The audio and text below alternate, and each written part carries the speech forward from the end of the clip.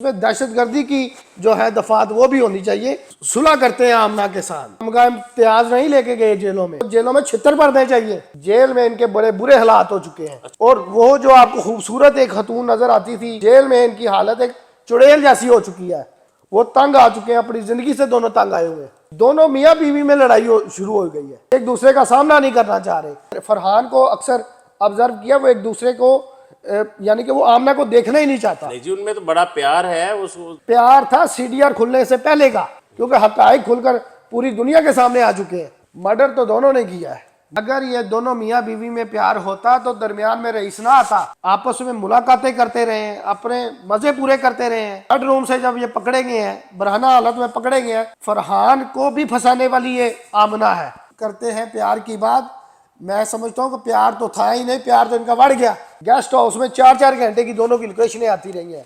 वो क्या वहां पर सब्जी लेने जाते थे लोग, वो डिलीवरी बॉय की इज्जत नहीं रही। अब तो कोई भी डिलीवरी बॉय किसी घर में जाता है, वो कहते हैं 4 कदम दूर होके खड़े हो। आप बात करते हैं सजा से बच जाएगी, मैं तो कहता हूँ इन दोनों को चौक के अंदर लटका कर वैसे ही जलाना चाहिए जैसे इन दोनों ने बेरहमी से डिलीवरी बॉय को आग लगाई है और उसका कत्ल किया। व्यूअर्स, वीडियो पर आने से पहले हमारे चैनल को सब्सक्राइब कर दें, लाइक कर दें और बेल आइकन के बटन को दबाना मत भूलिएगा। बिस्मिल्लाहिर्रहमानिर्रहीम, आप देख रहे हैं एमडी न्यूज टीवी। मैं हूं आपका होस्ट राना दिलशाद। गुज़िश्ता 4 माह से सोशल मीडिया पर top trend delivery boy murder case के बारे में हम बात करेंगे। मेरे साथ इस वक्त सीनियर कानूनदान राजा शोएब अदनान साहब मौजूद हैं, इनसे बात करेंगे। जी अस्सलाम वालेकुम। जी वालेकुम सलाम। आप क्या समझते हैं, इस केस में आमना सजा से बच जाएगी? आप बात करते हैं सजा से बच जाएगी, मैं तो कहता हूँ इन दोनों को चौक के अंदर लटका कर वैसे ही जलाना चाहिए जैसे इन दोनों ने बेरहमी से डिलीवरी बॉय को आग लगाई है और उसका कत्ल किया। कानून ने मेरिट में फैसला करना है और मेरिट यही है, इन दोनों ने कत्ल किया है, उन दोनों को भी कत्ल किया जाएगा। क्या उसको औरत होने के नाते कोई इम्यूनिटी हासिल होगी? देखिए जी, मैंने पहले कह दिया है, कानून में किसी किस्म की रियायत किसी मुल्ज़म के साथ बरती नहीं जाती। उसने जुर्म किया है, उसको सजा होगी। वकील साहब, आमना के छोटे छोटे बच्चे हैं, क्या मदई मुकदमा को आमना को माफ कर देना चाहिए? आप कैसे कह सकते हैं माफ़ कर दें? आप मेरे साथ चलें। डिलीवरी बॉय का वालिद जिस दिन उसने सुना कि मेरे बच्चे को कत्ल करके जलाया गया है, उसी दिन उसे फालज का अटैक हुआ। वो अपने दुख किसी को बता नहीं सका। प्रोग्राम है, मीडिया है, डिजिटल मीडिया है, वहां पे मैंने उसके बाप को बोलते नहीं देखा, सिर्फ रोते देखा है। आप उसका दुख बयान कर सकते हैं, आप उसकी वालदा का दुख बयान कर सकते हैं। मैं ये समझता हूँ इसमें सुलह तो एक पॉइंट होना ही नहीं चाहिए, इसमें दहशतगर्दी की जो है दफात वो भी होनी चाहिए और सख्त से सख्त सजा होनी चाहिए। इसमें आपने सुलह की बात की, मैं तो देखे जज्बाती होकर मैं बोला हूँ कि सुलह करते हैं आमना के साथ। तो ये रोज़े मैशर जो डिलीवरी बॉय, ये लड़का रईस जो कत्ल हुआ है, वो पूछेगा कि आपने मेरा खून क्यों बेचा। अगर ये सुलह करते हैं तो रोज़े मैशर, मैं कहता हूँ कि वो जो है वो इनके गले बांध पकड़ेगा, पूछेगा कि आपने मेरा खून क्यों बेचा। वो कोई एक तमगा इम्तियाज नहीं लेके गए जेलों में, उनको जेलों में छितर पड़ने चाहिए। उन्होंने ये काम अच्छा नहीं किया, फिर उसे जलाया बेदर्दी से कत्ल करके। इसमें आप दोनों तो इनको थाने में देखते होंगे, आमना का जो कि एक खूबसूरत खतून है, अब जो जेल में इन दोनों की हालात हुई पड़े हैं, जो ये आपने वीडियो में देखा, थाने में इसकी वीडियो आती रही फरहान की, कि हटा कटा जो शख्स है एक डिलीवरी बॉय का कत्ल कर कर आराम सुकून से अपनी बेगुनाही साबित करना चाह रहा है।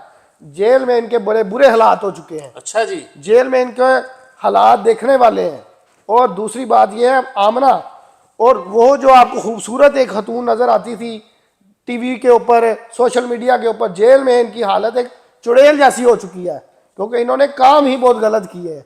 और अब उनको यानी कि जेल में एक कोई पुरसकून जो है एटमोसफेयर नहीं मिल रहा, वो तंग आ चुके हैं, अपनी ज़िंदगी से दोनों तंग आए हुए हैं। सीडीआर सामने आने के बाद दोनों मियाँ बीवी में लड़ाई शुरू हो गई है, ये एक दूसरे का सामना नहीं करना चाह रहे। ये जो अब ट्रायल पे दोनों जब पेश किया जाता है इनको, वो तो एक दूसरे से बात नहीं करते। मेरे फरहान को अक्सर ऑब्जर्व किया, वो एक दूसरे को यानी कि वो आमना को देखना ही नहीं चाहता। नहीं जी, उनमें तो बड़ा प्यार है। उस फरहान जो है वो तो उसको डिफेंड करता रहा। ये प्यार था सीडीआर खुलने से पहले का। अब सीडीआर जब खुली है उसे हकायक पता चल गए, उसने कहा मेरी तो जिंदगी आमना ने खराब कर दी है। आमना हर 2 दिन 4 दिन बाद बीमार हो रही है। उसकी वजह यह है कि वो डिप्रेशन में है, क्योंकि हकायक खुलकर पूरी दुनिया के सामने आ चुके हैं। नहीं जी, मैं आपकी बात से इत्तेफाक नहीं करता। मैंने तो उनको बड़ी मोहब्बत और प्यार में देखा है, एक दूसरे से, बल्कि उसने यहाँ तक कह दिया कि ये मेरी बीवी ने मर्डर नहीं किया, मैंने किया।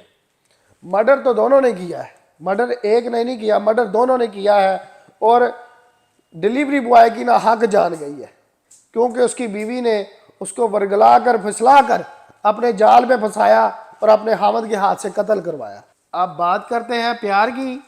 अगर ये दोनों मियाँ बीवी में प्यार होता तो दरमियान में रईस ना आता। ये दोनों, ये जो डिलीवरी बॉय है और आमना, ये घर से बाहर भी मिलते रहे हैं। इनकी लोकेशनें ट्रेस हुई हैं, जो कि तफ्तीश का हिस्सा है। और इसके बावजूद मैं ये कहता हूँ कि फरहान तो अब तंग आ चुका है। आपस में मुलाकातें करते रहे हैं, अपने मज़े पूरे करते रहे हैं। बेडरूम से जब ये पकड़े गए हैं, बरहना हालत में पकड़े गए हैं, इसके ससुर ने जब देखा, अपने बेटे फरहान को जब बताया, तो मैं ये समझता हूँ फरहान को भी फंसाने वाली ये आमना है। और यहाँ तक कि वो तो अब इसके दिल से उतर चुकी होगी। आमन फरहान को हलफ दिया कि वो बेकसूर है। जी जी, वो बिल्कुल उसके ऐसे ही हलफ दिया और झूठा हलफ दे के उसने दोबारा घर आ गई। और आप करते हैं प्यार की बात। मैं समझता हूँ कि प्यार तो था ही नहीं, प्यार तो इनका बढ़ गया। और सीडीआर के बाद जो इनकी लोकेशनें आई हैं, गेस्ट हाउस में 4-4 घंटे की दोनों की लोकेशनें आती रही हैं। वो क्या वहाँ पर सब्जी लेने जाते थे लोग, सारी दुनिया को पता है क्या लेने जाते थे। ये बात को छुपी हुई नहीं है। और आप कहते हैं कि उसको माफ़ कर दिया जाए। आप उसको, मेरा ख्याल है, डिफेंड कर रहे हैं। उसको सजा होनी चाहिए। जी, मैं एक मुजरम को बिल्कुल डिफेंड नहीं कर रहा। मैं तो सिर्फ उसके बच्चों को एक सामने रखकर एक बात की डिफेंड करने वाली बात बिल्कुल गलत है। देखिए जी, वो कानून की नज़र में और दुनिया की नज़र में वो कसूरवार है, क्योंकि इन्वेस्टिगेशन होने के बाद सब कुछ पता चलता है कौन बेगुनाह है और कौन गुनाहगार है। ये इन्वेस्टिगेशन में गुनाहगार पाए गए हैं। वो डिलीवरी बॉय की इज्जत नहीं रही। अब तो कोई भी डिलीवरी बॉय किसी घर में जाता है, वो कहते हैं 4 कदम दूर होके खड़े हो, क्योंकि ट्रस्ट नहीं रहा। इस वाकये के बाद ट्रस्ट नहीं रहा डिलीवरी बॉय पे। और मैं ये समझता हूँ, मैंने देखे भी हैं, 1-2 बंदों ने बताया भी है, अब लोग डिलीवरी बॉय की नौकरियां छोड़ रहे हैं। वो कहते हैं ये काम नहीं करना, हमें हमारी इज्जत नहीं रह गई। और कहा हमारी नीयत बेशक सही है, लोग हम पर यकीन नहीं करते। जिस तरह उस माँ का बच्चा छीना, बाप को उसके फालज हो गया, ये सारे अगर वाकयात देखें तो इनको सरेआम चौक चौराहे पर फांसी की सजा दोनों को होनी चाहिए। इनको सरेआम चौराहे पर फांसी होनी चाहिए। बहुत सारे डिलीवरी बॉय जो हैं ये पेशा छोड़ चुके हैं। डिलीवरी बॉय इतना बदनाम हो चुका है। डिलीवरी बॉय के जो घर वाले हैं आज भी उस कर्म में मुब्तला हैं, वो अपने भाई को भूल नहीं पा रहे। उनका कहना है कि आज भी मेरा भाई, मेरा बेटा, मेरा देवर घर में यूं चलता फिरता, रोता पीटता, खून आलूद कपड़ों से मेरे घर में फिरता है और कहता है मुझे इंसाफ दो। वकील साहब का कहना था कि ये सारी बातें सुनने के बाद माफी वाला तो सवाल ही पैदा नहीं होता। अगर रईस के घर वाले उसको माफी देंगे, उसको माफी के तनाजर में नहीं, उसको इस तनाजर में देखा जाएगा कि उन्होंने अपने भाई का खून बेच दिया। आज आपने राजा शुएब साहब की बातें सुनी, आप इनकी बातों से कितने मुतमिन हैं, इस बारे में कमेंट बॉक्स में अपनी राय से जरूर आगाह कीजिएगा। इसी के साथ अपने मेजबान राना दिलशाद को दीजिए इजाजत। अल्लाह निगहबान।